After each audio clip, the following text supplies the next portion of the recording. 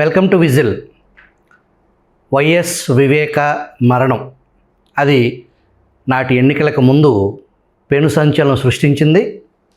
ఆ తరువాత ఎన్నికల్లో వివేకానందరెడ్డి హత్యని నాటి ముఖ్యమంత్రి చంద్రబాబు నాయుడు, ఆయనకి సంబంధించిన పార్టీ నాయకులు ఆ హత్యలో పాల్గొన్నారని చెప్పేసి అప్పటి ప్రతిపక్ష నాయకుడు జగన్మోహన్ రెడ్డి ఓటర్లకి ఆ హత్య నేపథ్యాన్ని ఎన్నికల్లో ప్రభావం చూపించడం, హైకోర్టుకి వెళ్ళి మళ్ళీ ఆ హత్య గురించి ఎవరు మాట్లాడకూడదని చెప్పేసి గ్యాగ్ ఆర్డర్ తీసుకురావటం, ఆ తర్వాత ఆయన స్వయంగా ముఖ్యమంత్రి అవటం, స్వయంగా ముఖ్యమంత్రి అయ్యి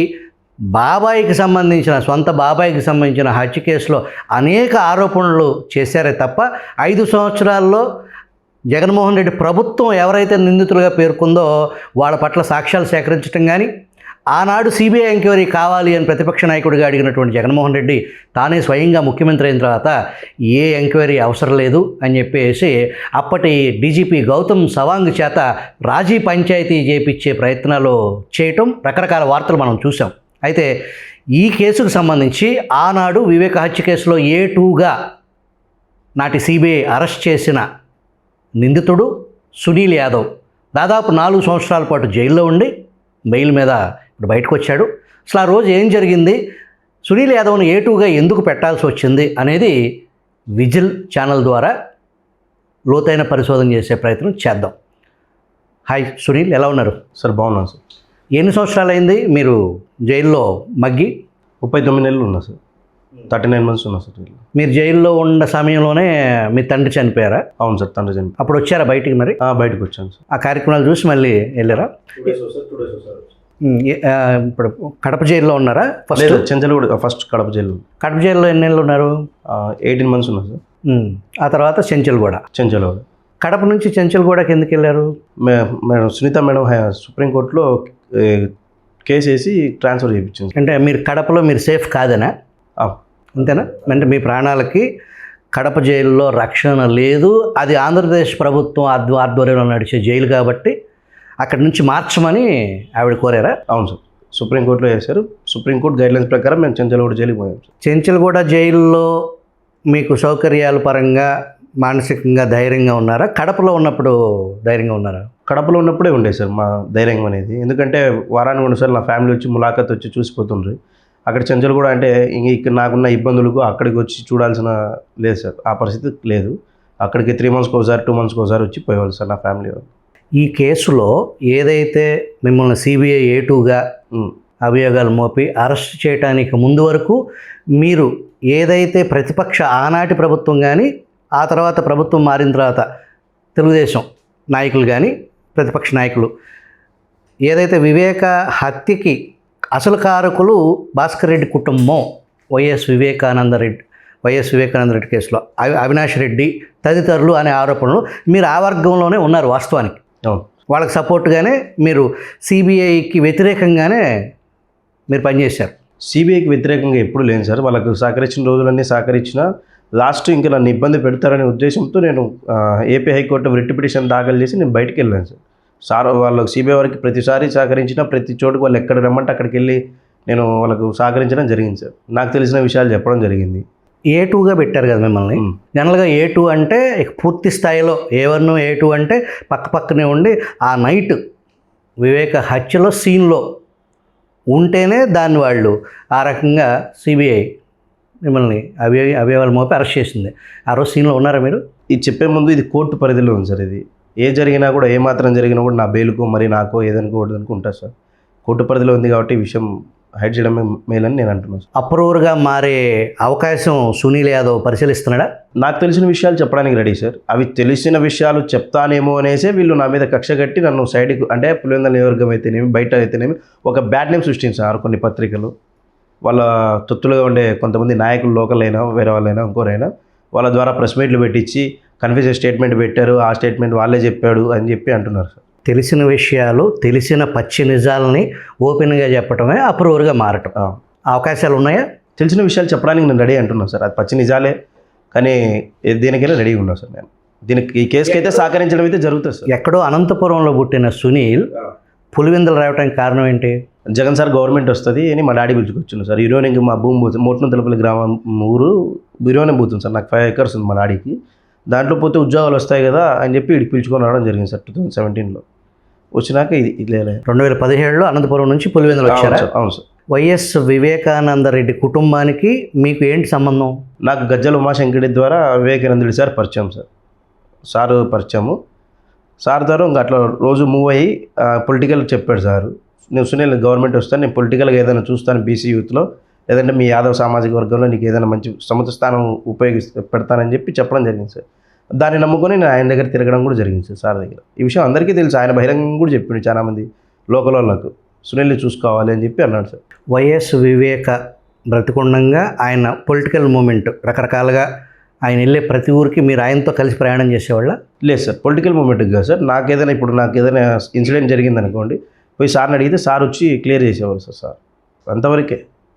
సార్ పొలిటికల్ స్టెప్లో నేను తిరగలేదు సార్. బెంగళూరు ప్రయాణం చేశారా వివేకతో? ఒక్కసారి వెళ్ళాను సార్. ఎందుకు? అది వాళ్ళు అప్పుడు ఒక పీటర్ అని ఒక ల్యాండ్ ఇష్యూలో పీటరు లక్ష్మీపతి ఏదో పేర్లు ఉన్నాయి సార్. దానికి వెళ్ళాడు. నాకు సంబంధం లేదు ఆ విషయం. సార్ రమ్మంటే సార్తో పోతాం కాబట్టి పోవాలని ఒక ప్యాషన్ ఉంటుంది కదా, సార్తో పాటు తిరిగితే ఒక ఫోటో దిగితే చాలనే టైప్లో ఉండేవాళ్ళం నేను. అప్పుడు పోయి వాళ్ళు మాట్లాడుతుంటే విన్నా నేను. అది కూడా నేను సిబిఐ వారికి చెప్పాను సార్. వాళ్ళు దాన్ని కూడా రెక్టిఫై చేశారు, వెరిఫై చేశారు.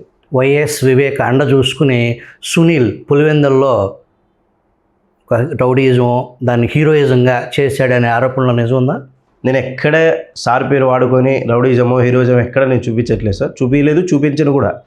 నా భూమి విషయంలో నేను వివేకానంద గారి వర్గీయుని అని చెప్పి పోయి ఎంఆర్ఓ గారిని కలిసి నా ప్రాబ్లం క్లియర్ చేసుకున్నాను. ఎంతవరకే. ఎక్కడే కానీ రౌడీజమో హీరోయిజం ఎక్కడ చూపించండి సార్. వైఎస్ వివేక గురించి క్లుప్తంగా ఒక్క మాటలో చెప్పాలంటే సునీల్ యాదవ్ కామెంట్ ఏంటి? సార్ మంచోడు. సార్ చనిపోయిన తర్వాతే ఇలాంటి లేనివన్నీ అవండాలు సృష్టించి సార్ గారిని ఇజ్జత్ అంతా తీస్తున్నారు, అంతా తీసేస్తున్నారు. సార్ బతుకున్నంతకాలం మరి వీళ్ళే నోరెత్తి మరి సార్ని క్వశ్చన్ చేయొచ్చు కదా సార్. సార్ చనిపోవడం వల్ల ఎవరు బెనిఫిషియర్ ఆఫ్ అనేది మీరు ఒక్కసారి ఆలోచించండి సార్. ఎవరు బాగుపడ్డారు? మేము బాగుపడ్డామా? అంటే సునీల్ యాదవ్ ఇండైరెక్ట్గా ఆ హత్య మూలాన ఎవరికి అతిపెద్ద లాభమో వాళ్ళే ఆ హత్యలో ప్రధాన కారకులు అనేది అంతే సార్. నేను ప్రతి చోట అదే చెప్పేది, కోర్టుకే అదే చెప్పేది సార్. ఇప్పుడు సార్ చనిపోవడం వల్ల నష్టపోయింది మేము, మా కుటుంబాలు, మాలాంటి కుటుంబాలు. అట్లాంటప్పుడు మేము సార్ను చంపుకొని ఇబ్బంది ఈరోజు ఇన్ని ఇబ్బందులు పడి ఫ్యామిలీ రోడ్డు మీదకి వచ్చే 4 ఏళ్ళ వరకు స్థాయి వరకు ఉన్నామంటే మా తప్పే కదా అది. పొలిటికల్ ప్యాషన్ అనో ఇంకోటి అనో ఇట్లా లేనివన్నీ దూరి ఇలా చేయడం. ఈ కేసులో జైలు లోపల కానీ జైలు బయట కానీ తతిమ సహనిందితులతో మీరు మాట్లాడారా? మాట్లాడాను సార్. ఎవరు మాట్లాడారు మీతో? నేను భాస్కర్ రెడ్డి సార్తో మాట్లాడాను, శివశంకర్ రెడ్డి అన్నతో మాట్లాడాను, ఉమాశంకర్ రెడ్డితో మాట్లాడాను, అందరితో మాట్లాడాను. ఉదయ్ కుమార్ రెడ్డితో తప్ప సార్. అవినాష్ రెడ్డితో ఏమైనా ఫోన్లో ఏమైనా మాట్లాడావు? లేదు సార్. భాస్కర్ రెడ్డితో ఏం మాట్లాడావు? ఆయన నీతో ఏం మాట్లాడారు? ఆయన పిలిచి మీ లాయర్కి చెప్పు పిటిషన్ వెనక్కి తీసుకో అని చెప్పి చెప్పడం జరిగింది సార్. బెయిల్ పిటిషన్ వెనక్కి తీసుకో, ఎందుకు నీకు అంత తొందర, మేము పోయిన తర్వాత నువ్వు రా లేట్గా, అప్పుడు కావాలంటే హెచ్చు తగ్గులు ఉంటే నేను చూసుకుంటా అని చెప్పి ఆయన అనడం జరిగింది సార్. ఇది జైల్లోనా జైలు బయట? జైల్లో సార్.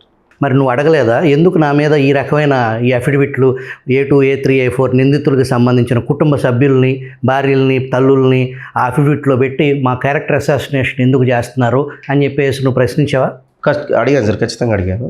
క్యాంటీన్లో అడిగాను. చెంచలగూడ జైలు క్యాంటీన్ ఒకటి ఉంటుంది సార్. వాయిదాకు పోయిచ్చి ఆయన అక్కడికి వెళ్ళాడు, నేను కూడా అక్కడికి వెళ్ళి అడిగాం సార్. నేను అడిగాను, ఉమాశంకర్ రెడ్డి కూడా అడిగాడు. అడిగితే పిల్లోడు బయటపడాలి కదమ్మా, అందుకే ఇలాంటివి ఉన్నాయి, మంచి రోజులు వస్తాయిలేమ్మా మనకని చెప్పి ఆయన సింపుల్గా తప్పించుకోవడం జరిగింది. అవినాష్ రెడ్డి గారు, వైఎస్ అవినాష్ రెడ్డి, పిల్లోడు బయటపడాలి కాబట్టి ఇలాంటివి మనం చేయాల్సి వచ్చింది అని చెప్పేసి. నిన్న మొన్న లాయర్ ఓబులెడ్డి అని పులివెందుల్లో ఆయన ఉన్నాడు సార్. ఆయన అంటుండు కన్ఫ్యూజన్ స్టేట్మెంట్లో వాళ్ళ కొడుకే వాళ్ళ అమ్మ గురించి చెప్పుకున్నాడు అని అంటుండు. మరి ఆ కన్ఫ్యూజన్ స్టేట్మెంట్ ఒకవేళ నేను చెప్పింది కరెక్టే అయితే ప్రతి ఒక్కటి కరెక్టే నా అని అడుగుతున్నా సార్. మళ్ళీ మీకు చెప్తున్నా నేను, ఆయన ఇండైరెక్ట్గా ఒప్పుకున్నట్టే కదా సార్. ఆయన కూడా మా కేసులో ఉన్న వాళ్ళను ప్రలోభాలు పెట్టి బయట, మరి ఆ స్టేట్మెంట్ కూడా కరెక్టేనా సార్? నువ్వు బెయిల్ మీద బయటికి రావడానికి ఒక సుదీర్ఘ న్యాయ ప్రక్రియ, దాదాపు 4 సంవత్సరాలు, దట్టు కాస్ట్లీ వ్యవహారం. అంత డబ్బు సునీల్కి ఈ న్యాయ ప్రక్రియ నడపడానికి ఎక్కడి నుంచి వచ్చింది? నా అడ్వకేట్ టిఎల్ నయన్ కుమార్ రెడ్డి గారు సార్. ఆయన డబ్బు తక్కువ చేస్తాడు, క్లయింట్లకి న్యాయం చేస్తాడని ఒకటి ఉంది సార్, పేరు తెలంగాణ అడ్వకేట్. ఆయన మీరు కూడా కనుక్కోవచ్చు సార్. నేను బయటకు వచ్చినప్పుడైనా లోపల ఉన్నప్పుడైనా నన్ను అయితే ఇబ్బంది పెట్టలేదు ఆయన పరంగా. బెయిల్ వస్తుంది సునీల్, నువ్వు టెన్షన్ పడకు, మన కోర్టులో చూసుకుందాం అన్నాడు, అంతే సార్. నయన్ కుమార్ రెడ్డి మా అడ్వకేట్ గారు సార్. అనంతపురం నుంచి పులివెందులు వచ్చి సెటిల్ అయ్యారు. మీరు ఇద్దరు అన్నదమ్ములు. మీ తమ్ముడికి తమిళనాడు అమ్మాయితో వివాహం అయింది, నిజమేనా? వివాహం అయింది సార్, నిజమే. అది ఎట్లా? మా నాన్నకి హాస్పిటల్లో చూపిస్తూ, తిరుపతి అపోలో హాస్పిటల్లో చూపిస్తుంటే ఆ అమ్మాయి వాళ్ళ పెద్దనాన్నకు చూపిస్తుంటే వీళ్ళు యాదవ్ కదా అని చెప్పి వాళ్ళ అమ్మ మా నాన్న అడిగింది సార్, ఆ పిల్లోడికి మేము పెళ్లి చూద్దామని చెప్పేసి. లేదమ్మా, ఇట్లా నా పెద్ద కొడుకు జైల్లో ఉన్నాడు, నువ్వు పిల్లని ఇస్తావో ఇవి అనేది నేను ఓపెన్గా చెప్తున్నా, అది నీ ఇష్టం, నీ విధేయత. మా వాడికైతే వాళ్ళ తమ్ముడే సునీల్ యాదవ్ తమ్ముడు కిరణ్ యాదవ్ అని చెప్పి చెప్పడం జరిగింది సార్. వాళ్ళు దాన్ని అంగీకరించి పెళ్లి చేశారు. నేను లోపల ఉన్నప్పుడు పెళ్ళి అయింది సార్. అది పిటిషన్ కూడా వేసాము, బెయిల్ పిటిషన్ ఇవ్వలేదు, కోర్టు ఇవ్వలేదు. చిత్తూరుకి సంబంధించిన పొలిటికల్ లీడర్ రామచంద్ర యాదవ్తో మీకు ఏమైనా సంబంధాలు ఉన్నాయా? ఉన్నాయి సార్. ఎట్లా? నేను జైల్లో ఉన్నప్పుడు వచ్చి పరామర్శించిన ఏకైక వ్యక్తి రామచంద్ర యాదవ్ సార్. కారణం ఒక యాదవ్ సామాజిక వర్గం చెందినవాడిని కాబట్టి సార్, ఇబ్బందులు అని తెలుసుకొని వచ్చి పరామర్శించడం జరిగింది. నాకు ఆర్థిక సాయం కూడా చేయడం జరిగింది సార్. నా తండ్రి ఆరోగ్యరీత్యా బాగాలేనప్పుడు సాయం చేయడం జరిగింది సార్. అది ఆ రామచంద్ర యాదవ్ వచ్చినందుకే వీళ్ళకు నొసగలేదు సార్. వైఎస్ వివేక హత్య కేసులో నిందితులు సాక్షులు వరుసగా రకరకాల కారణాలతో మరణిస్తున్నారు. ఆ భయం సునీల్లో ఉందా? నీకు ఏమైనా జరిగే పరిస్థితి, ప్రాణభయం ఏమైనా ఉందా సునీల్కి? ఖచ్చితంగా ఉంది సార్. ఇప్పుడు ప్రస్తుతానికి నన్నే ఎందుకు హైలైట్ చేస్తున్నారు? సాక్షి వాళ్ళే ఓపెన్గా చెప్తున్నారు, సాక్షి వాళ్ళు, వైఎస్ఆర్సీపీ వాళ్ళు నన్నే ఎందుకు టార్గెట్ చేస్తున్నారు? ఇప్పుడు చార్జ్షీట్ పరంగా తీశారు అని ఒక సినిమా వచ్చింది సార్ ఈ మధ్యకాలంలో. ఆ సినిమా దగ్గర ఏం సార్ ఈ లొల్లు అంతా ఇది బయటకు వస్తున్నారు. ప్రాణభయం అయితే ఉంది సార్, ఉన్న వాస్తవం. మావెంత సార్, వాళ్ళ కన్ను తెలిసి, మూడో కన్ను తెలిసి మేము ఎంతవరకు? ఏదైతే అప్రూవర్గా మారి మీడియా ద్వారా కానీ కోర్టు స్టేట్మెంట్ కానీ ఏదైతే సహకరించిన దస్తగిరి చెప్పేది మ్యాచ్ అవుతుందా? దస్తగిరి చెప్పేది కరెక్టేనా మీకు తెలిసిన పరిధిలో? దస్తగిరి అనేది ఇక్కడ నేను డెఫినెట్గా చెప్పాను సార్. నాకు తెలిసిన విషయాలు నేను చెప్పడానికి రెడీగా ఉన్నాను సార్. ప్రాసిక్యూషన్ ఎవిడెన్స్ చెప్పినాక నాకు డిఫెన్స్ ఎవిడెన్స్ ఒకటి వస్తుందంట, దాంట్లో నేను తెలియజేస్తాను సార్ కోర్టుకి. అలా దస్తగిరి చెప్పినట్టే నేను ఎలానో చెప్తానేమో అని చేసి వీళ్ళు నన్ను టార్గెట్ చేసి, అంటే నీ ద్వారా ఇబ్బంది వస్తుందని వాళ్ళు ముందుగా పసిగట్టబట్టి సునీల్ ఇబ్బంది పెడుతున్నారు, టార్గెట్ చేస్తున్నారు సార్. మరి 4 సంవత్సరాలు లోపల ఉన్నంత వరకు ఇబ్బంది పెట్టి బయటకు వచ్చినప్పుడు కూడా ఈ వైఎస్ఆర్సీపీ వాళ్ళు, కొంతమంది అధికారం ప్రతినిధులు, మాజీ ఎమ్మెల్యేలు కూడా ఈ మధ్యకాలంలో పెట్టారు సార్ నా పైన ప్రెస్ మీట్లు పెట్టి అట్లా ఇట్లా అని చెప్పి ఏదో వాగారు. వాళ్ళకు నేను చెప్పాను. ఇంకా అప్పటి నుండి ఇప్పటివరకు ఏం లేదు సార్. ఎస్పీ గారికి కంప్లైంట్ చేశాను వెళ్ళి నేను. వాళ్ళకు ప్రాసిక్యూషన్ ఎవిడెన్స్, డిఫెన్స్ ఎవిడెన్స్లో అయితే ఖచ్చితంగా చెప్తాను సార్. దస్తగిరి మాదిరి ఎక్కడ చెప్తానో ఏమో అనేసి వాళ్ళకి డౌట్ అయితే ఉంది సార్. భాస్కర్ రెడ్డి సునీల్తో స్వయంగా నీకేం కాదు నేను చూసుకుంటాను అని అభయం ఇచ్చారా? అభయం ఏమీ లేదు సార్. చివరిగా లాస్ట్లో ఏమన్నా మేము వెళ్ళిన తర్వాత నువ్వు రా, ఎందుకు మమ్మల్ని సతాయిస్తున్నావు అబ్బాయి, మేము వేసినప్పుడు వెళ్ళే బెయిల్ మీ అడ్వకేట్ ఇస్తుండు, A2K కొట్టేస్తే మాకు A6 వేసేవానికి వస్తుంది ఆ బెయిల్ అని చెప్పి చెప్పడం అయితే జరిగింది. కొన్ని ఇంటి దగ్గర కూడా బెదిరింపులు కూడా రావడం జరిగింది సార్. అప్పట్లోనే వాళ్ళ వ్యక్తుల ద్వారా, వాళ్ళకి తెలిసిన వాళ్ళ ద్వారా ఇండ్లగాడికి పంపించి మా డాడీని ఎక్కడంటే ఎక్కడ బండి ఆపి బండి వెనక్కి తీసుకోమని బెయిల్ అని చెప్పి మా లాయర్ ఏమో ఒక్కటే మాట్లాడారు సార్. ఏదైనా కానీ మిమ్మల్ని ఇబ్బంది పెడితే, ఫిజికల్గా ఇబ్బంది పెడితే నేను కోర్టులో వేస్తానమ్మా, నువ్వు టెన్షన్ పడద్దని చెప్తే, ఆయన నా ఇష్టం, నా క్లయింట్కి నేను ఎప్పుడు న్యాయం చేయలేదు నాకు తెలుసు, వాడు చెప్తే నేనేనని చెప్పి మా లాయర్ చెప్పడం అయితే జరిగింది సార్. ఒక మాజీ మంత్రి హత్య కేసులో A2గా సునీల్ యాదవ్ ఉన్నాడు. దాని నుంచి బయటపడటానికి నీకున్న ఏకైక మార్గం ఏంటి? ఒకటి, న్యాయస్థానం మీద అపారమైన నమ్మకం ఉంది. నేను ఎవరిని మనుషుల్ని, వ్యక్తులను నమ్మకం నేను బతకట్లేదు సార్. కోర్టు మీద నమ్మకంతో ఉన్నాను నేను. ఒకవేళ తప్పు చేసింటే శిక్ష పడుతుంది, తప్పు చేయకపోతే బయటకు వస్తాను నిర్దోషిగా. సహనిందితులు కానీ ఆ కేసులో అసలు ఎవరి కోసం అయితే ఆ హత్య చేయబడిందో వాళ్ళకి మీరు విజిల్ ఛానల్ ద్వారా ఏం చెప్పాలనుకుంటున్నారు? నేను ఎవరికి లొంగను సార్. ఎవరికి, వైఎస్ఆర్సీపీ వాళ్ళకైనా, ఈ కేసులో ఉన్న సహచర నిందితులకైనా నేను ఎవరికి లొంగను. నాకు సపరేట్ ఉంది. ఈ గౌరవ న్యాయస్థానం మీదను, ఇప్పుడున్న ప్రస్తుత గవర్నమెంట్ మీద కూడా అపారమైన నమ్మకం ఉంది. పోలీస్ శాఖ మీద అంతకంటే ఎక్కువ అపారమైన నమ్మకం ఉంది. వాళ్ళని నమ్ముకొని నేను ఉన్నా. సార్కి నిన్న కూడా సార్కి ఒకటి రిప్రజెంటేషన్ ఇచ్చి వచ్చాను సార్కి, ఎస్పీ గారికి. ఆయన కూడా హామీ ఇవ్వడం జరిగింది సార్. ఇప్పుడు నువ్వు రక్షణ వలయంలో ఉన్నావా? ప్రభుత్వం ఏమన్నా నీకు పోలీసు ఏమైనా రక్షణ కల్పిస్తుందా ప్రస్తుతానికి? లేదు సార్. మొన్నటి వరకు మా ఇంటి దగ్గర కువాట్ అరేంజ్ చేశారు. అంటే తిరుగుతుంటారు కదా గస్తీ పోలీసు సార్ వాళ్ళను అప్పుడప్పుడు పోయి ఇంటి దగ్గర చూసి రమ్మని చెప్పి చెప్పడం అయితే జరిగింది సార్. సార్ నేను వెరిఫై చేస్తాను సునీల్ దీని గురించి అని చెప్పి సార్ చెప్పడం అయితే ఎస్పీ గారు అయితే హామీ ఇవ్వడం జరిగింది సార్. ప్రస్తుత ప్రభుత్వాన్ని సునీల్ ఏం కోరుకుంటున్నాడు, ఏం అభ్యర్థిస్తున్నాడు? రక్షణ కావాలని కోరుకుంటున్నాను సార్. కేసు ఉన్నంతకాలం కేసులో తెలియాలంటే రక్షణ కావాలని కోరుకుంటున్నాను సార్. వైఎస్ వివేక కుమార్తె డాక్టర్ సునీత మీతో మాట్లాడారా? లేదు సార్. ఇంతవరకు మేడంతో నాకు పరిచయం కూడా లేదు సార్. నువ్వు చెప్పేది నిజం అని నిరూపించుకోవాల్సిన బాధ్యత ఒక నిందితుడిగా ఏటుగా నీ మీదే ఉంది. అవును సార్. దానికి సంబంధించి ఈ విజిల్ ఛానల్ ద్వారా ఏం చెప్పాలనుకున్నావు ఫైనల్గా? నేను చెప్పాను కదా సార్ ఇంతకుముందు, కోర్టులో కేసు జరిగేటప్పుడు ప్రాసిక్యూషన్ ఎవిడెన్స్ అయిపోయిన తర్వాత డిఫెన్స్ ఎవిడెన్స్లో నేను కొన్ని విషయాలు వెల్లడిస్తాను కోర్టు పరంగా. అంతవరకు అయితే ఇది కోర్టు పరిధిలో ఉంది కాబట్టి నేను ఎక్కడ ఏం చెప్పినా కూడా ఇది మరీ నా మెడకే చుట్టుకునేటట్టు ఉంటుంది సార్. ఈ కేసు గురించి మీకు తెలుసు, ఇది రకరకంగా తీసుకుపోతారు, రకరకంగా మాట్లాడతారు, అందుకనే నాకు కొంచెం భయంతోనే ఉన్నారు సార్. అయితే త్వరలో విషయం తెలుస్తుంది, నిజాలు అయితే బయటకు వస్తాయని నేను అంటున్నాను సార్. సునీల్ యాదవ్ ద్వారా ఈ కేసు చిక్కుముళ్ళు పూర్తిగా వీడి అసలు నిందితులకి శిక్ష పడాలని కోరుకుంటూ థ్యాంక్ యూ వెరీ మచ్.